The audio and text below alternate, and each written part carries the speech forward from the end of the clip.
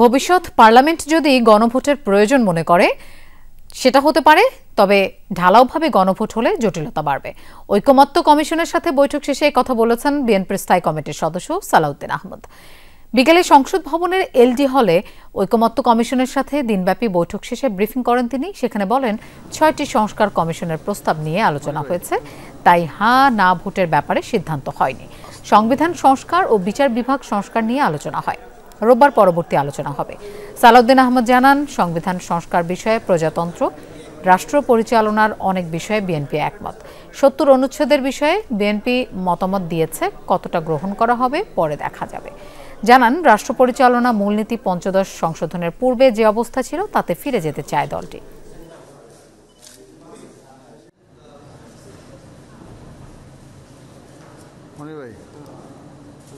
বিষয়ে জাতীয়তাবাদী দলের পক্ষ থেকে মতামতগুলোর ক্ষেত্রে ঐকমত্য সুস্পষ্ট, কিছু বিষয়ে ভিন্ন মত আছে, সেগুলো আমরা আলোচনা করব এবং আমরা আশা করি আমরা এক জায়গায় আসতে পারব। ভবিষ্যৎ পার্লামেন্ট কোনো কোনো বিষয়ে গণভোটের জন্য উপযুক্ত গণ্য মনে করে যে পার্লামেন্টে সংবিধান সংশোধন গৃহীত হওয়ার পরে রাষ্ট্রপতির কাছে যখন যাবে তখন সেই সমস্ত বিধানগুলো গণভোটের মধ্যে দেওয়া যায় কিনা সেটা পরবর্তী পার্লামেন্ট। ৭১ সম্পদ ফেরত ও গণহত্যার জন্য সাধারণ ক্ষমা চাওয়া নিয়ে আলোচনা করতে সম্মত হয়েছে পাকিস্তান। ঢাকা ইসলামাবাদ বিদ্যমান সম্পর্ক এগিয়ে নিতে একমত দুই দেশ। ১.৫ দশক পর বাংলাদেশ পাকিস্তান পররাষ্ট্র সচিব পর্যায়ের বৈঠক শেষে জানিয়েছেন পররাষ্ট্র সচিব জসিমউদ্দিন। তিনি জানান, পাকিস্তানের কাছ থেকে স্বাধীনতা পূর্ব বাংলাদেশের সম্পদ হিসেবে $4.2 বিলিয়ন ফেরত চেয়েছে বাংলাদেশ সরকার। বৈঠকে অর্থনৈতিক ও বাণিজ্যিক সম্পর্ক এগিয়ে নেওয়ার প্রত্যয় ব্যক্ত করেছে দুই দেশ। খুব শীঘ্রই পাকিস্তানের সাথে সরাসরি ফ্লাইট চালু হবে বলেও জানান তিনি। বলেন, আটকে পড়া পাকিস্তানিদের প্রত্যাবাসন, ৭১ সম্পদ ফেরত ও গণহত্যার জন্য সাধারণ ক্ষমা চাওয়ার বিষয়টি বৈঠকে তুলে ধরেছে ঢাকা। পররাষ্ট্র উপদেষ্টার সাথে বৈঠক নিয়ে সন্তোষ জানান পাকিস্তানের হাই কমিশনার মোহাম্মদ ইকবাল হোসেন খান। এ সময় ঢাকায় আসতে পেরে নিজের খুশির কথা প্রকাশ করেন আমনা বালুচ। এর আগে বাংলাদেশ পাকিস্তান পররাষ্ট্র সচিব পর্যায়ের বৈঠকে অংশ নেন পররাষ্ট্র সচিব জসিমউদ্দিন ও সফররত পাকিস্তানের পররাষ্ট্র সচিব আমনা বালুচ। আজকের যে বৈঠক হয়েছে সে বৈঠকে দুই প্রতিনিধি দল বাংলাদেশ এবং পাকিস্তানের মধ্যে বিদ্যমান সম্পর্ককে সামনের দিনগুলোতে আরও এগিয়ে নেবার ব্যাপারে একমত হয়েছে। এছাড়া আঞ্চলিক এবং আন্তর্জাতিক বিভিন্ন ইস্যু এবং দুই দেশের মধ্যে বিদ্যমান ঐতিহাসিকভাবে অমীমাংসিত বিষয়গুলো নিয়ে আলোচনা হয়েছে। How was your shopping yesterday? Lovely. What did you buy specially? How was the discussion? Food was excellent. Oh, how about the food and the discussion? Very nice. Thank you. Thank you. Dhaka Washington সম্পর্কের জোরদারে সফররত মার্কিন প্রতিনিধি দলের সাথে আলোচনা হয়েছে পররাষ্ট্র উপদেষ্টা ও সচিবের সাথে। দুপুরে পররাষ্ট্র মন্ত্রণালয়ে মার্কিন প্রতিনিধি দলের সাথে বৈঠক অনুষ্ঠিত হয়। এ সময় যুক্তরাষ্ট্র প্রতিনিধি দলের নেতৃত্ব দেন দক্ষিণ ও মধ্য এশিয়া বিষয়ক উপসহকারী পররাষ্ট্রমন্ত্রী নিকোলো চুলিক। সাথে ছিলেন পূর্ব এশিয়া ও প্রশান্ত মহাসাগরীয় অঞ্চল বিষয়ক উপসহকারী পররাষ্ট্রমন্ত্রী অ্যান্ড্রু হেরাপ। এছাড়াও সফরসঙ্গী হিসেবে ছিলেন মিয়ানমারে নিযুক্ত ভারপ্রাপ্ত মার্কিন রাষ্ট্রদূত সুসান স্টিভেনসন। প্রতিনিধি দলটি পররাষ্ট্র সচিবের সাথেও বৈঠক করেছে। প্রেসিডেন্ট ডোনাল্ড ট্রাম্প প্রশাসনের প্রথম প্রতিনিধি দল এটি। আলোচনায় উঠে আসে বাংলাদেশে সংস্কার ও গণতান্ত্রিক উত্তরণের সহায়তা। এছাড়া ট্রাম্পের পাল্টা শুল্ক আরোপ, রোহিঙ্গা সংকটে সহায়তা বিষয়ে আলোচনা হয়েছে। পলিটেকনিক ইনস্টিটিউটের শিক্ষার্থীদের সাথে শিক্ষা মন্ত্রণালয়ের বৈঠক সফল হয়নি। ৬ দফা দাবি নিয়ে শিক্ষা মন্ত্রণালয়ের কর্মকর্তাদের সঙ্গে বৈঠকে সন্তুষ্ট নন সরকারি ও বেসরকারি পলিটেকনিক ইনস্টিটিউটের শিক্ষার্থীরা। সচিবালয়ে শিক্ষা মন্ত্রণালয়ের কর্মকর্তাদের সঙ্গে বৈঠক শেষে আয়োজিত ব্রিফিংয়ে দাবি আদায় না হওয়া পর্যন্ত আন্দোলন চালিয়ে যাওয়ার হুঁশিয়ারি দিয়েছেন তারা। ৬ দফা দাবিতে আগের দিন সারা দেশে ব্লকেট কর্মসূচি পালনের পর বৃহস্পতিবার ছিল পলিটেকনিক ইনস্টিটিউটের শিক্ষার্থীদের রেলপথ অবরোধ কর্মসূচি। কিন্তু শিক্ষা মন্ত্রণালয়ে বৈঠকে বিষয়টি সমাধানের আশ্বাসে সেই কর্মসূচি শিথিল করে শিক্ষার্থীরা। দাবি নিয়ে আলোচনা করতে দুপুরে 18 সদস্যের প্রতিনিধি দল আসে মন্ত্রণালয়ে। বৈঠকে শিক্ষা উপদেষ্টা উপস্থিত না থাকলেও কারিগরি বোর্ডের অতিরিক্ত সচিব রেহানা ইয়াসমিন সহ মন্ত্রণালয়ের কর্মকর্তারা যোগ দেন। কিন্তু ৬ দফা নিয়ে ৩ ঘন্টার বৈঠকে কোনো সুরাহা হয়নি। ক্রাফট ইন্সট্রাক্টরদের প্রমোশন কোটা বাতিল, মানসম্পন্ন কারিকুলাম, স্বতন্ত্র বিশ্ববিদ্যালয় সহ সব দাবি নিয়ে আলোচনা হয়েছে দীর্ঘ সময়। তবে বৈঠক নিয়ে মন্ত্রণালয়ের পক্ষ থেকে গণমাধ্যমে কোনো বক্তব্য ছিল না। তবে এ নিয়ে অসন্তোষ প্রকাশ করেন শিক্ষার্থীরা, হুঁশিয়ারি দেন কঠোর আন্দোলনের। আমরা কোনো দৃশ্যমান ফলাফল পাচ্ছি না, তাদের সকল কিছুতেই তারা আলোচনার সময় লাগবে, সময় ক্ষেপণ করার প্রস্তুতি আসতেছে। তাই সেই ক্ষেত্রে আজকের বৈঠকে আমরা কারিগরি ছাত্র আন্দোলন বাংলাদেশ কোনোভাবেই সন্তুষ্ট নই। তার পরিপ্রেক্ষিতে সারা বাংলাদেশের সকল পলিটেকনিক ইনস্টিটিউট সম্মিলিতভাবে এবং কারিগরি ছাত্র আন্দোলন একত্রিতভাবে সিদ্ধান্তক্রমে কঠোর থেকে কঠোর কর্মসূচির দিকে যাবে। আমাদেরকে ডেকে এনে, আমাদেরকে কর্মসূচি থেকে উঠিয়ে এনে এখানে দীর্ঘ সময়ব্যাপী অযৌক্তিক আলোচনা করা হয়েছে এবং আমাদের সময় লঙ্ঘন করা হয়েছে। নিজেদের দাবিকে যৌক্তিক এবং দ্রুত বাস্তবায়নের পক্ষে ব্যাখ্যাও দেন কারিগরি ছাত্র আন্দোলনের প্রতিনিধিরা।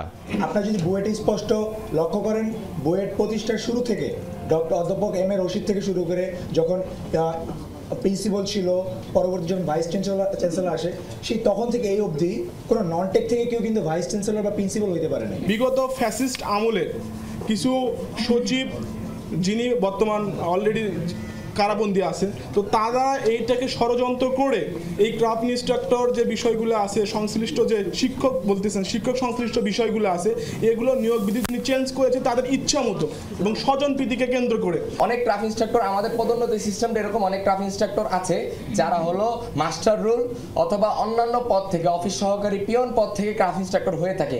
তাহলে একজন মাস্টার রুলকে বর্তমানে পদোন্নতির যে রেটটা দেওয়া হয়েছে সেটা অনুযায়ী একজন মাস্টার রুলকে এখন শিক্ষক হবে। আন্দোলনে জনদুর্ভোগের বিষয়ে খেয়াল রাখার আশ্বাসও দেন কারিগরি শিক্ষা আন্দোলনের প্রতিনিধিরা। 9 সেপ্টেম্বর যেদিন 7 রাস্তা অবরোধ কর্মসূচি করেছিলাম, সেদিন আমাদের দাবি মেনে নেওয়া হয়েছিল, কিন্তু সেই 6 দফা দাবির বাস্তবায়ন আমরা আজ অবধি দেখিনি।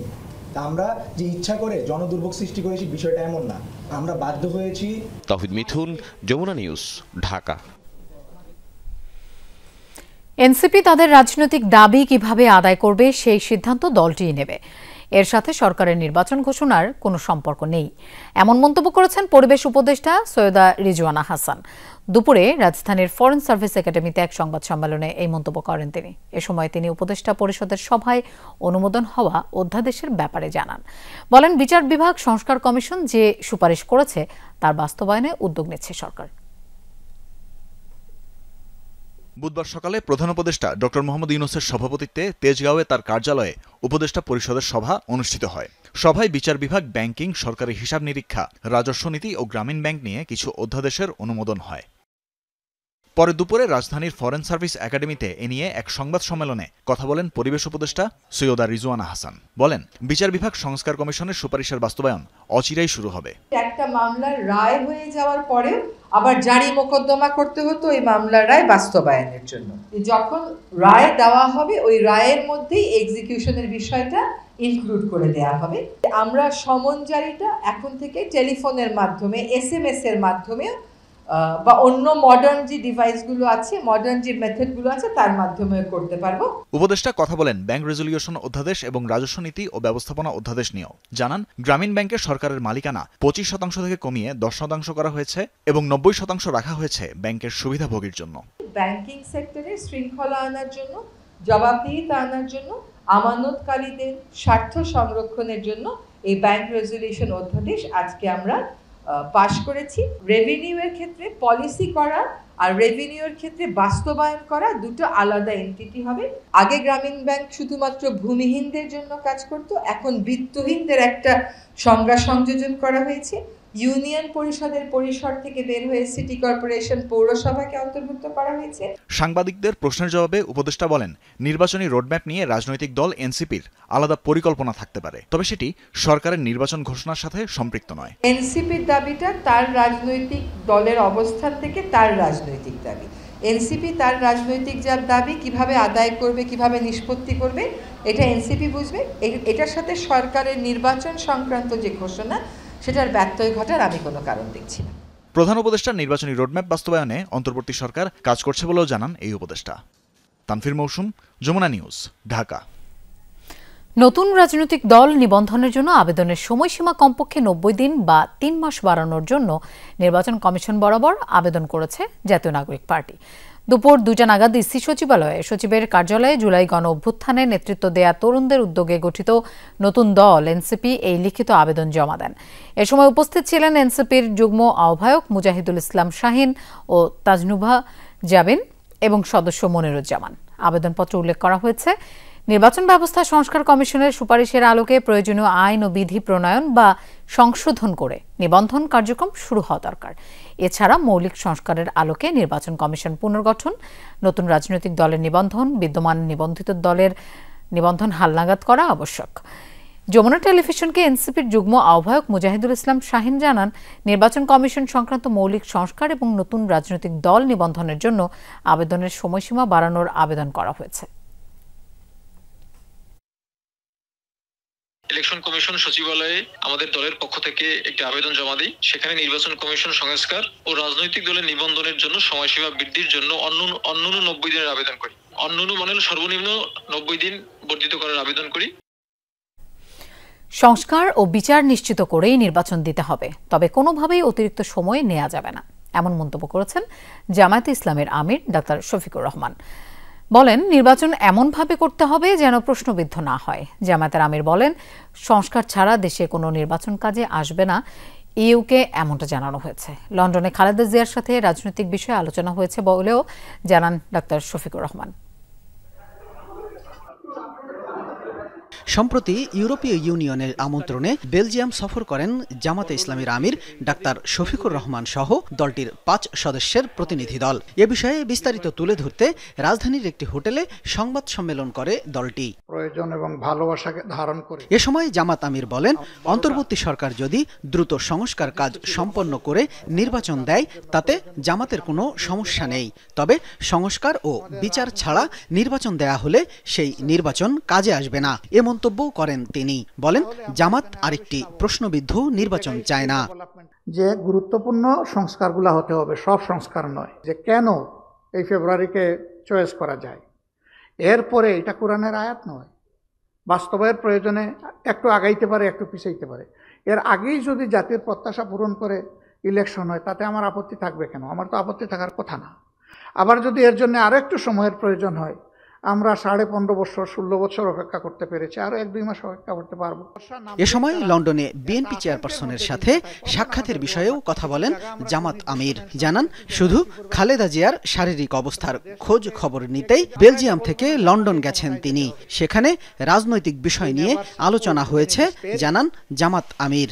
ব্যক্তি হিসাবে বেগম খালেদা জিয়াও জুলুমের শিকারে পরিণত হয়েছিলেন। তিনি একদিকে মজলুম, আরেকদিকে অসুস্থ। তো ইউরোপ সফরে গিয়েছি, আমাদের মূল উদ্দেশ্যই ছিল ওনাকে দেখা।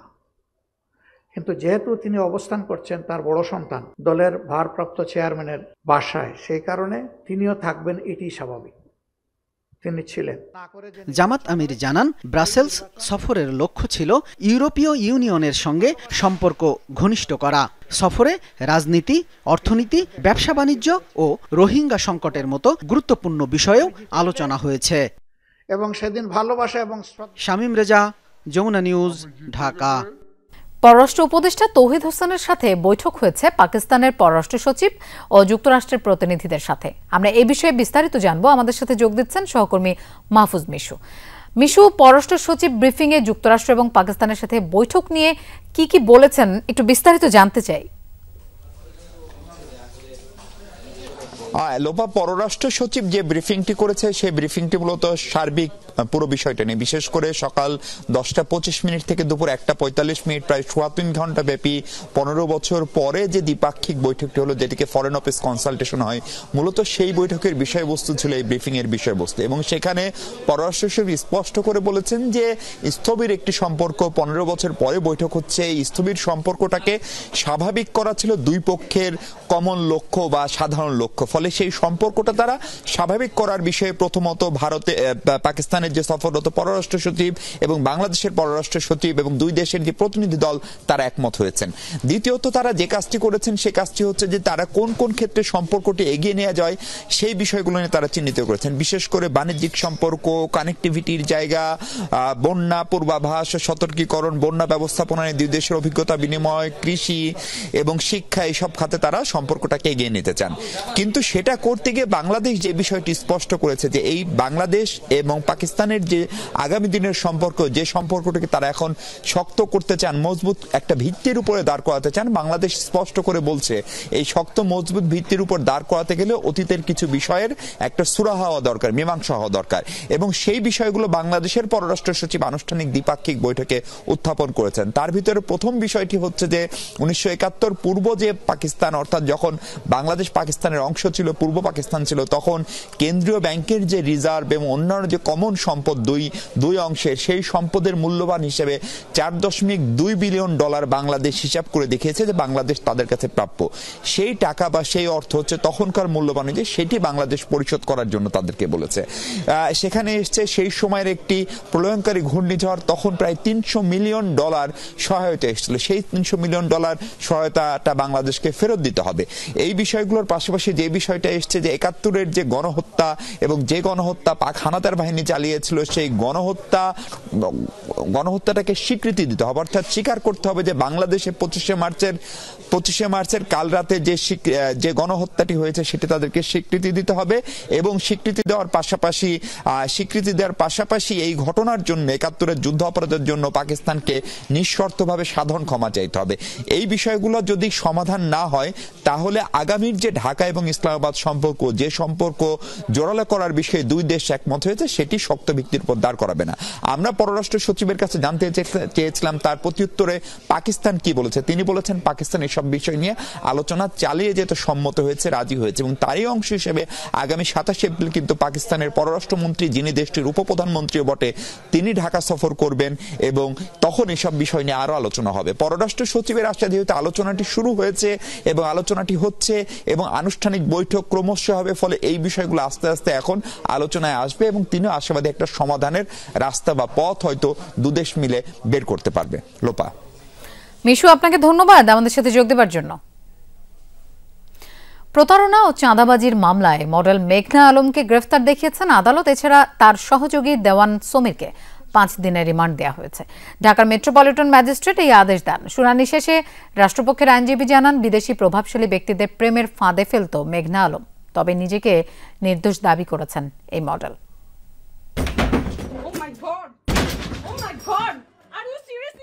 গত 9 এপ্রিল রাতে রাজধানীর ভাটারার বাসা থেকে আটক করা হয় মডেল মেঘনা আলমকে। বিশেষ ক্ষমতা আইনে তাকে কারাগারে পাঠানোর পর থেকেই শুরু হয় নানা আলোচনা সমালোচনা। তারা নিজেদেরকে পুলিশ পরিচয় দিচ্ছে, আমি বলেছি যে আমি থানায় এসে কথা বলবো। মেঘনাকে আটকের পর তার বিরুদ্ধে বেরিয়ে আসে নানা তথ্য। কূটনীতিকদের জিম্মি করে অর্থ আদায়ের অভিযোগে পরে গ্রেফতার করা হয় মেঘনার সহযোগী দেওয়ান সমীরকেও। বৃহস্পতিবার সকালে সিএমএম আদালতে তোলা হয় তাদের। পরে ধানমন্ডি থানার প্রতারণা ও চাঁদাবাজির মামলায় মেঘনা আলমকে গ্রেফতার দেখানো হয় আর তার সহকারী দেওয়ান সমীরকে 5 দিনের রিমান্ডে দেন বিচারক। শুনানিতে মেঘনা ও তার চক্রের বিভিন্ন তথ্য বিচারকের কাছে তুলে ধরেন রাষ্ট্রপক্ষের আইনজীবীরা। এক পর্যায়ে উত্তেজিত মেঘনা দাবি করেন তাকে ফাঁসানো হয়েছে। রাষ্ট্রপক্ষের আইনজীবী বলেন, বিভিন্ন ট্রাভেল এজেন্সি ও অল্প বয়সী সুন্দরী মেয়েদের ব্যবহার করে কূটনীতিকদের টার্গেট করত মেঘনা আলম চক্রটি। প্রেমের ফাঁদে ফেলে হাতিয়ে নিত অর্থ। মেঘলাকে দিয়ে সৌদি রাষ্ট্রদূতকে ট্রাপে ফেলে তারা দুইজনে মিলে তার কাছে $5 মিলিয়ন চাঁদা দাবি করেছিল। সেই জন্য তাকে আজকে এই মামলায়ও তাকে গ্রেপ্তার দেখানোর জন্য প্রার্থনা করে এবং বিজ্ঞ আদালত তাকে গ্রেপ্তার দেখিয়ে জেল আদালতে প্রেরণ করেন। আর সমীর দেওয়ানকে 5 দিনের রিমান্ড মঞ্জুর করে আরও জিজ্ঞাসাবাদ করার জন্য তদন্তকারী কর্মকর্তাকে অনুমতি প্রদান করে। মডেল মেঘনা ও তার চক্রের অন্য সদস্যদের চিহ্নিত করতে তদন্ত চলছে বলেও জানান রাষ্ট্রপক্ষের আইনজীবী। রাব্বি সিদ্দিকী, যমুনা নিউজ, ঢাকা। 19 কোটি টাকার অবৈধ সম্পদ এবং প্রায় 100 কোটি টাকার সন্দেহজনক লেনদেন পাওয়ায় ঢাকা 20 আসনের সাবেক সংসদ সদস্য বেনজির আহমেদ এবং তার স্ত্রীর বিরুদ্ধে মামলা করেছে দুর্নীতি দমন কমিশন। দুপুরে দুদক কার্যালয়ে ব্রিফিংয়ে এসব তথ্য জানান সংস্থার মহাপরিচালক আক্তার হোসেন।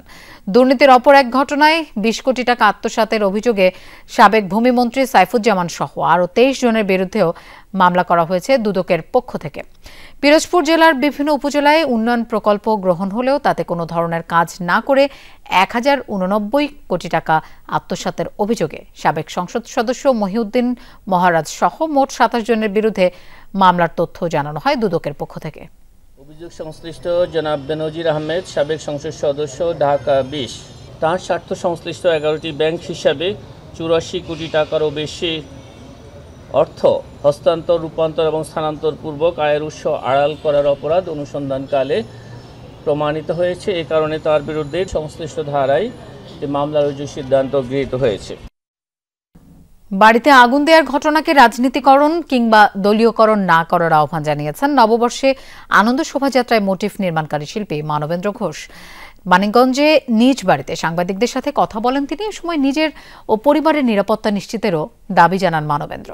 দুপুরে তার পুড়ে যাওয়া বাড়ি পরিদর্শন করেন ঢাকা রেঞ্জের অতিরিক্ত ডিআইজি মোস্তাফিজুর রহমান ও জেলা প্রশাসক ডক্টর মানোয়ার হোসেন মোল্লা। পুড়ে যাওয়া ঘর পুনর্নির্মাণের পাশাপাশি পরিবারের নিরাপত্তা নিশ্চিত ও জড়িতদের বিচারের মুখোমুখি করার আশ্বাস দেন তারা। এদিকে বাড়িতে আগুন দেওয়ার মামলায় এখন পর্যন্ত আওয়ামী লীগ ও ছাত্রলীগের ৮ নেতাকর্মীকে গ্রেফতার করা হয়েছে। গ্রেফতারকৃতদের ৭ দিনের রিমান্ড চেয়ে পাঠানো হয়েছে আদালতে। মঙ্গলবার মধ্যরাতে মানিকগঞ্জ সদরের গড়পাড়ায় মানবেন্দ্র ঘোষের বাড়িতে আগুন দেওয়ার ঘটনা ঘটে। যারা করেছেন তাদের প্রতিও আমি সবিনয় অনুরোধ করছি যে এভাবে আসলে কাউকে হয়রানি করবেন না। আমি খুবই আমি মানে এটা উচিত না। সরকার এই ক্ষতিগ্রস্ত পরিবারের প্রতি খুবই সহমর্মী আছেন।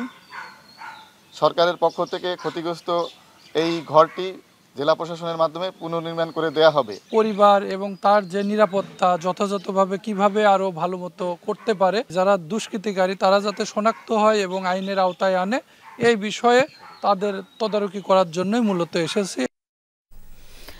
দেশের বিভিন্ন স্থানে কালবৈশাখী ঝড়ের সাথে ভারী বৃষ্টি হয়েছে। এর মধ্যে ফেনী সহ কয়েক জেলায় দেখা দেয় জলাবদ্ধতা। রাজধানী ঢাকার বিভিন্ন সড়কেও জমে যায় পানি। এতে ভোগান্তিতে পড়েন পথচারীরা। তবে প্রকৃতি শীতল হওয়ায় স্বস্তিও আছে জনমনে। ভোরের আলো মাত্রই ফুটেছে, হঠাৎ জামালপুরে কালবৈশাখী তাণ্ডব, সাথে প্রচণ্ড শিলাবৃষ্টি। স্থানীয়রা জানান দেওয়ানগঞ্জের বাহাদুরাবাদ ইউনিয়নের টানা ঘণ্টাখানেক ঝড় ও শিলাবৃষ্টি হয়েছে। এতে ক্ষতিগ্রস্ত হয়েছে বেশ কিছু টিনের বাড়িঘর। ফসলেরও ক্ষতির শঙ্কা করছেন অনেকে। শিলাবৃষ্টি হওয়ার কারণে আমাদের ধান ক্ষেতের অনেক সমস্যা হয়েছে, সিজা পড়ে গেছে, ধানের শীষ মনে হয় হেলে গেছে, ক্ষয়ক্ষতি হয়ে গেছে, অনেক ক্ষয়ক্ষতি হয়েছে। কালবৈশাখীর ঝড়ের সাথে ভারী বৃষ্টি হয়েছে নাটোরেও। এতে জীবনযাত্রা ব্যাহত হলেও প্রকৃতিতে নেমে আসে শীতলতা।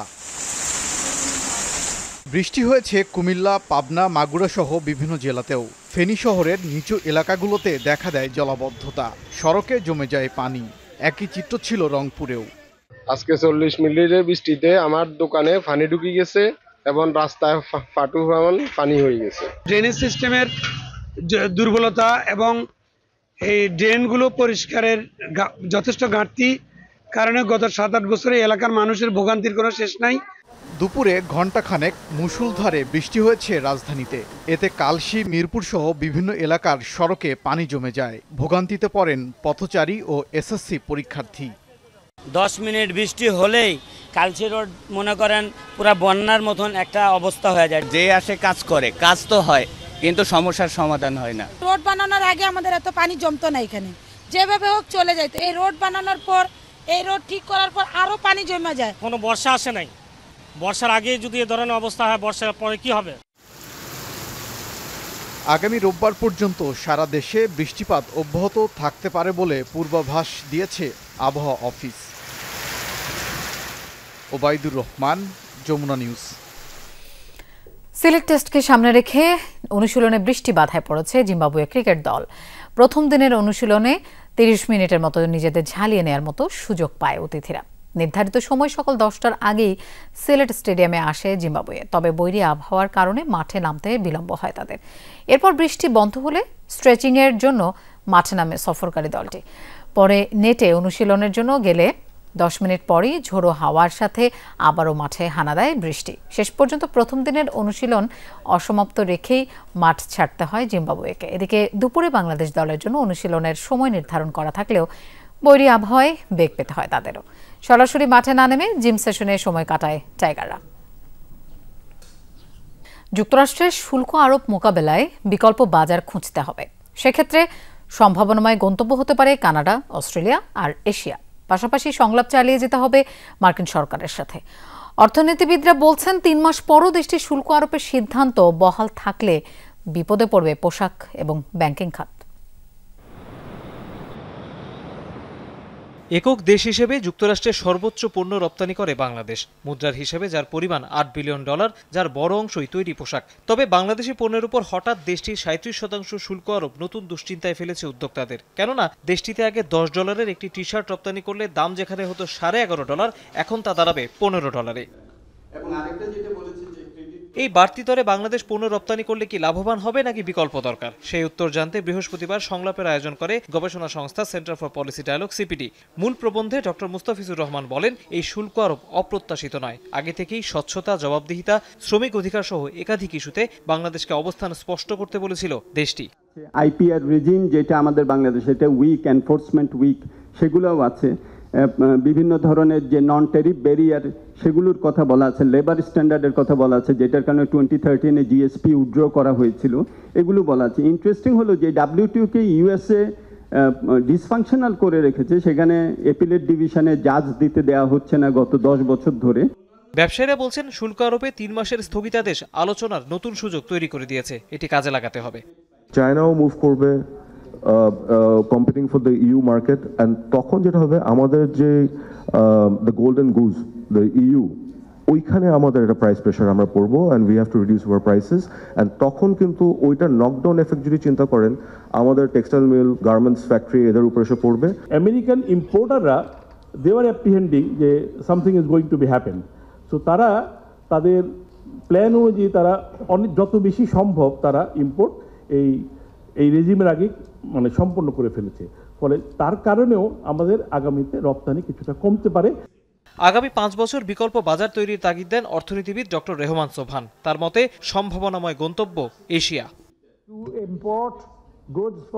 যুক্তরাষ্ট্রের সাথে এখন শুধু আমদানি রপ্তানিতে সামঞ্জস্য নিয়ে কথা হচ্ছে না, এর সাথে অর্থনৈতিক ও রাজনৈতিক অনুষঙ্গও যুক্ত হচ্ছে, যা নির্ধারণ করবে আগামীতে দেশটির সাথে বাংলাদেশের সম্পর্ক কেমন হবে। আমার মতে কিছুদিন পরিস্থিতি পর্যবেক্ষণ করা উচিত, কেননা বাড়তি শুল্ক আরোপের কারণে দেশটিতে চীনের রপ্তানি অনেক কমে যাবে।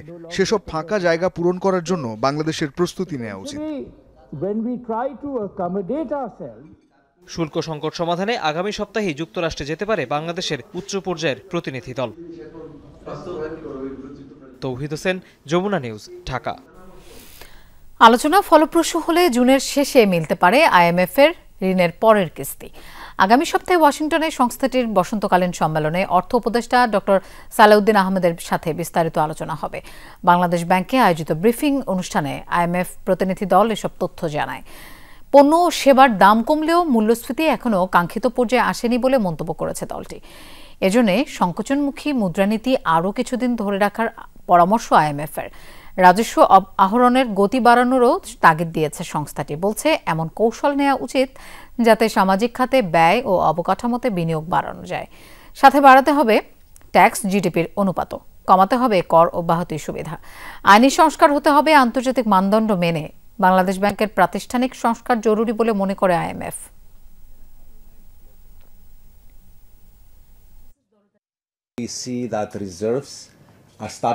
অর্থনীতিতে কোন নীতি প্রয়োগ করা হবে সেই সিদ্ধান্ত শেষ পর্যন্ত বাংলাদেশের সরকারের। তবে আমরা পরামর্শ দিতে পারি যে সংকোচনশীল মুদ্রা ব্যবস্থা চলছে সেটি যেন আরো কিছুদিন বহাল থাকে, কেননা আমরা দেখতে পাচ্ছি মূল্যস্ফীতি ক্রমাগত কমছে, কিন্তু পণ্য ও সেবার দাম এখনো কাঙ্ক্ষিত পর্যায়ে আসেনি। 19 এপ্রিল যুক্তরাষ্ট্র যাচ্ছেন অর্থ উপদেষ্টা সালাউদ্দিন আহমেদ। IMF সহ উন্নয়ন সহযোগী সংস্থার সাথে দেশের বাজেট সহায়তার ফান্ড নিয়ে আলোচনা হবে। ব্রিফিংয়ে জানানো হয় বিশ্বব্যাংকের সাথে দুটি চুক্তি হতে পারে। ইউএস ট্রেজারির সাথে রূপপুর প্রজেক্ট নিয়ে আলাপ হবে। যুক্তরাষ্ট্রের সাথে যতটুকু সম্ভব দ্বিপাক্ষিক সহ বিভিন্ন খাতের ব্যবসা বাণিজ্য নিয়ে আলোচনা করে সহযোগিতা চাওয়া হবে বলে জানানো হয়। বাণিজ্য ঘাটতি পূরণে যুক্তরাষ্ট্র থেকে জ্বালানি সহ বিভিন্ন খাতে পণ্য আমদানি করার কথা রয়েছে। এছাড়া জিএসপি সুবিধা নিয়ে আলোচনা হবে। শ্রম আইন সহ যে বিষয়গুলো নিয়ে তাদের পর্যবেক্ষণ আছে তা পূর্ণ করার চেষ্টা চলছে বলে জানান অর্থ উপদেষ্টা। আমরা যাচ্ছি ইউএস এর সাথে যতটুকু সম্ভব সরকারের লেভেলে, মানে মাল্টিলেটারাল লেভেল অথবা বাইলেটারাল লেভেল ছাড়াও প্রাইভেট সেক্টরের সাথে এঙ্গেজ হতে, ওখানে ইভেন এনার্জি সেক্টরের অফিসারদের সাথে দু একজন আলাপ হবে। শিক্ষার্থীদের চাকরি ও ইন্টার্নশিপের সুযোগ করে দিতে দিনব্যাপী ক্যারিয়ার ফেয়ার 2025-এর আয়োজন করা হয় Bangladesh university of business and technology BUBT-তে। বিশ্ববিদ্যালয়ের ক্যারিয়ার গাইডেন্স, কাউন্সেলিং ও ইন্টারন্যাশনাল অ্যাফেয়ার্স অফিসের আয়োজনে এবং দেশের শীর্ষ অনলাইন চাকরি প্রোভাইডার bdjobs.com-এর সহযোগিতায় এই মেলা অনুষ্ঠিত হয়। মেলায় দেশের খ্যাতনামা প্রায় 45টি কোম্পানি অংশগ্রহণ করে। চাকরি প্রত্যাশী শিক্ষার্থী ও গ্র্যাজুয়েটদের সরব উপস্থিতিতে ক্যাম্পাসে উৎসবমুখর পরিবেশের সৃষ্টি হয়। শিক্ষার্থীরা সরাসরি নিয়োগকর্তাদের সঙ্গে যোগাযোগের সুযোগ পায় এবং বিভিন্ন প্রতিষ্ঠানের নিয়োগ প্রক্রিয়া সম্পর্কে বাস্তব অভিজ্ঞতা অর্জন করে। অনুষ্ঠানের উদ্বোধন করেন BUBT-র উপাচার্য professor doctor ABM Shawkat Ali. তিনি বলেন, শুধু সার্টিফিকেট নয়, দক্ষতা ও বাস্তব জ্ঞান এখন সময়ের দাবি। গার্মেন্টস ইন্ডাস্ট্রির বাইরে বিকল্প খাতে দক্ষ হয়ে গড়ে উঠতে হবে সবাইকে।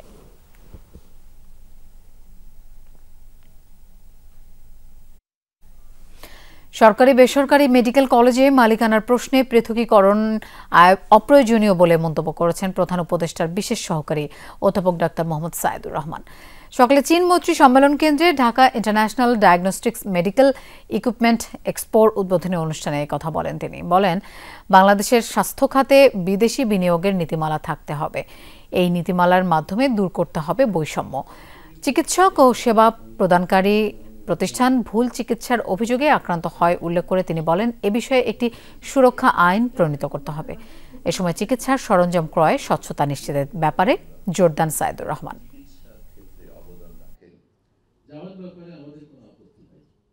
মেডিকেল কলেজ মানে এটা মেডিকেল কলেজ, এটা একই আইন। এটা সরকারি হোক আর বেসরকারি হোক, এখান থেকে পাশ করার পর তিনি ডাক্তার হন এবং তিনি এই দেশের প্রতিটি মানুষকে সেবা দেওয়ার জন্য লাইসেন্স প্রাপ্ত হন।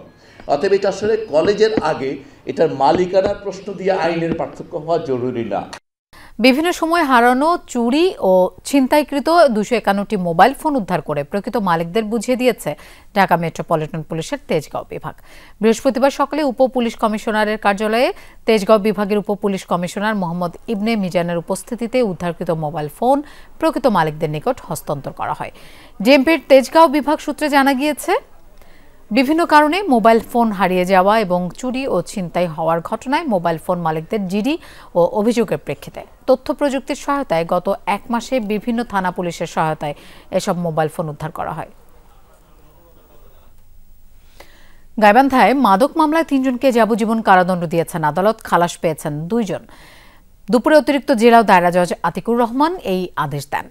দণ্ডপ্রাপ্তরা হলেন রাজশাহীর গোদাগাড়ির সোহেল, কালাম ও আসাদুল। মামলার এজাহারে জানা যায়, 2021 সালের 16 জুলাই গোপন তথ্যের ভিত্তিতে গাইবান্ধার গোবিন্দগঞ্জে একটি ট্রাকে তল্লাশি চালায় র্যাব। এ সময় 15 লাখ টাকা মূল্যের 590 গ্রাম হেরোইন জব্দ করা হয়। গ্রেফতার করা হয় 5 জনকে। ব্রাহ্মণবাড়িয়া সদরের একটি মসজিদে হামলা ভাঙচুরের প্রতিবাদে আশুলিয়ায় মানববন্ধন ও সংবাদ সম্মেলন করেছে বাংলাদেশ জমিয়তে আহলে হাদিস।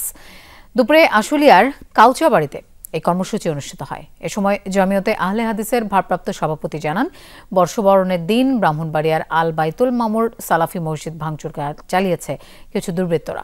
হামলার ঘটনায় তীব্র নিন্দা জানান তিনি। দ্রুত সময়ে জড়িতদের গ্রেফতার ও বিচার দাবি জানানো হয়।